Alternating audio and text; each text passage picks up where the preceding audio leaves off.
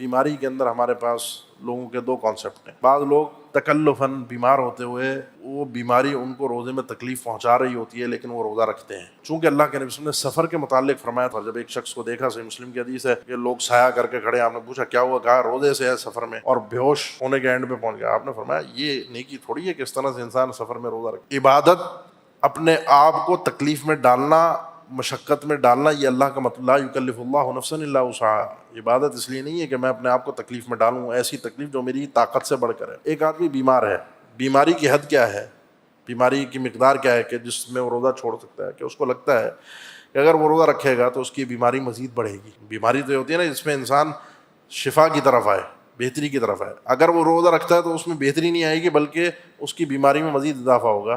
تو اس آدمی کو پوری شرح صدر کے ساتھ اجازت ہے کہ اپنا روزہ چھوڑ دے، اجازت ہے. اور اگر یہ روزہ اس کو حقیقت میں ایسا نقصان پہنچا رہا ہے کہ جس سے اس کے مرنے کا یا اس کو کسی شدید تکلیف میں مبتلا ہونے کا ڈر ہے، پھر تو اہل علم کہتے ہیں ایسے آدمی پر واجب ہے کہ وہ روزہ نہ رکھے، ایسے آدمی پر لازمی ہے کہ وہ روزہ نہیں رکھے گا. بعد میں اگر صحت یاب ہو گیا تو قضا دے. اللہ مجھے اور آپ کو تکلیف میں ڈالنا نہیں چاہتا. ہمارے بعض حضرات ہوتے ہیں، ہمیں بھی یہ چیز سامنا کرنا پڑتا ہے، بزرگ ہوتے ہیں، بڑے ہوتے ہیں، کوئی بیمار ہوتا ہے گھر میں اور بیماری ہمیں نظر آ رہی ہوتی ہے، سمجھائیں کتنا. وہ کہتے ہیں اصل میں بات یہ ہے کہ وہ رمضان کے مہینے کی جو فضیلت ہے، جو روزہ انسان رمضان میں رکھے گا، وہ برکت، وہ فضیلت تو اس کو اس انداز میں حاصل نہیں ہوگی نا. ہے تو چاہت تو یہ تو اس کے ایمان کی دلیل ہے، لیکن اللہ کے نبی صلی اللہ علیہ وسلم کا فرمان ہے کہ اللہ تعالیٰ رخصتوں کو جب بندہ قبول کرتا ہے، اللہ کو یہ بھی اسی طرح پسند ہے جب اس طرح اللہ کے عزائم، ایک حتمی فیصلوں کو انسان پورا کرتا ہے.